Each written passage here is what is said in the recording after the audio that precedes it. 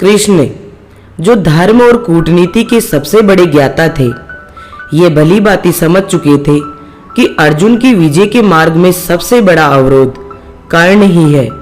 युद्ध से पहले जब सभी प्रयास असफल हो गए और शांति की कोई संभावना नहीं बची, तब कृष्ण ने अपने चतुराईपूर्ण तरीके से कर्ण को मानसिक और भावनात्मक रूप से प्रभावित करने की योजना बनाई।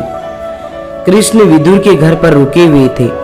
जब सुबह सुबह एक आगंतुक विदुर के द्वार पर आया, द्वारपाल ने विदुर को सूचित किया, अंगराज कर्ण आए हैं। विदुर ने पूछा, क्या वह मुझसे मिलना चाहते हैं? द्वारपाल ने उत्तर दिया, नहीं, वह आपसे नहीं बल्कि आपके अतिथि से मिलना चाहते हैं। यह सुनकर विदुर ने कर्ण को आदरपूर्वक अंदर बुलाने का आदेश दिया। कर्ण अंदर आए और कृष्ण को प्रणाम किया। यद्यपि वह दुर्योधन के पक्ष में था, कर्ण का व्यक्तित्व ऐसा था कि उसे भी सम्मान मिलता था और वह खुद भी एक महान योद्धा था। कृष्ण मुस्कुराए, लेकिन कर्ण के चेहरे पर गहरी पीड़ा और पश्चाताप का भाव स्पष्ट था। कर्ण ने हाथ जोड़कर कहा, माधव, मैं कल सभा में दुर्योधन द्वारा आपके साथ की गई दुर्व्यवहार के लिए क्षमा मांगने आया हूँ। मेरे मित्र ने जो गलती की उसके लिए मैं क्षमा प्रार्थी हूँ। कृष्ण ने उत्तर दिया, तुम जैसा मित्र हर किसी को मिले, जो इतनी बड़ी गलती के बाद भी अपने मित्र की ओर से क्षमा मांगने आया है। कर्ण ने अपने स्वर में विनम्रता लाते हुए कहा, यदि आप मुझसे थोड़ा सा भी प्रेम करते हैं तो मेरे मित्र को क्षमा कर दे। उसे आपके साथ ऐसा व्यवहार नहीं करना चाहिए था। इस पर भगवान श्री कृष्ण ने कहा, मैं उसे क्षमा कर सकता हूँ, लेकिन एक शर्त है। कर्ण ने तुरंत उत्तर दिया, आप जो कहेंगे मैं करने को तैयार हूँ, आप बस मेरे मित्र को क्षमा कर दे। कृष्ण ने उसकी ओर देखते हुए कहा, शरीर देने की इतनी जल्दी मत करो। अंगराज, समय आने पर हर किसी को यह शरीर त्यागना ही पड़ेगा। इसके बाद कृष्ण ने विनम्रता से कहा, अब मैं पांडवों के पास वापस जा रहा हूँ। अगर तुम चाहो तो मुझे हस्तिनापुर की सीमा तक छोड़ने आ सकते हो। कर्ण ने इस प्रस्ताव को सहर्ष स्वीकार किया और कहा, इससे बड़ा सौभाग्य और क्या होगा कि मैं आपको आपके मार्ग तक छोड़ने चलूं। कृपया मेरे रथ में बैठिए। कर्ण ने अपने रथ चालक को नीचे उतार दिया और कहा, त्रिलोकी के स्वामी मेरे रथ में बैठने जा रहे हैं, इसलिए मैं खुद इस रथ को चलाऊंगा। कर्ण, जो सूतपुत्र होने के नाते एक कुशल रथ चालक भी था, रथ चलाने लगा।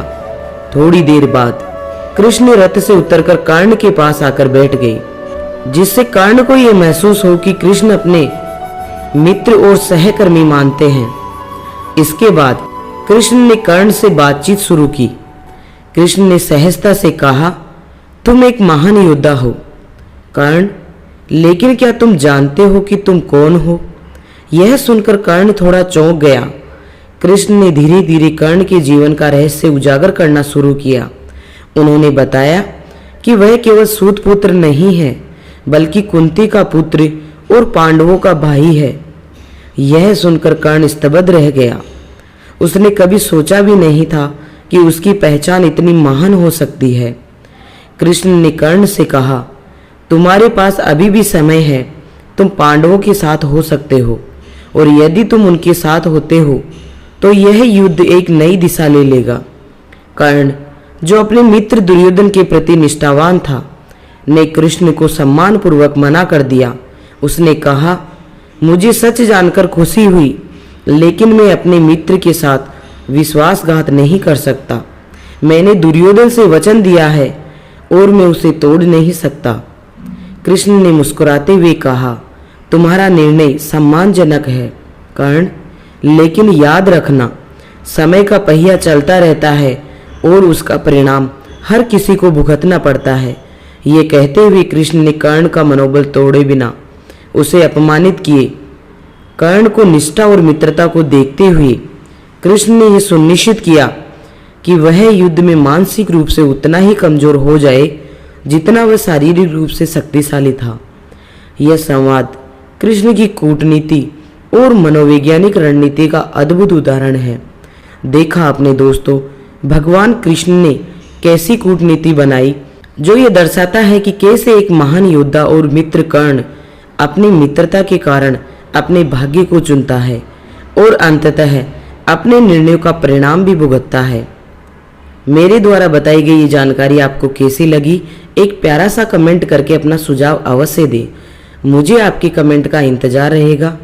मिलती हूँ एक नई कहानी नए वीडियो के साथ। अगर आपने हमारा YouTube चैनल सब्सक्राइब नहीं किया है तो प्लीज़ चैनल को सब्सक्राइब कीजिए, जिससे आने वाला वीडियो आपके पास पहुंच सके। तब तक के लिए धन्यवाद।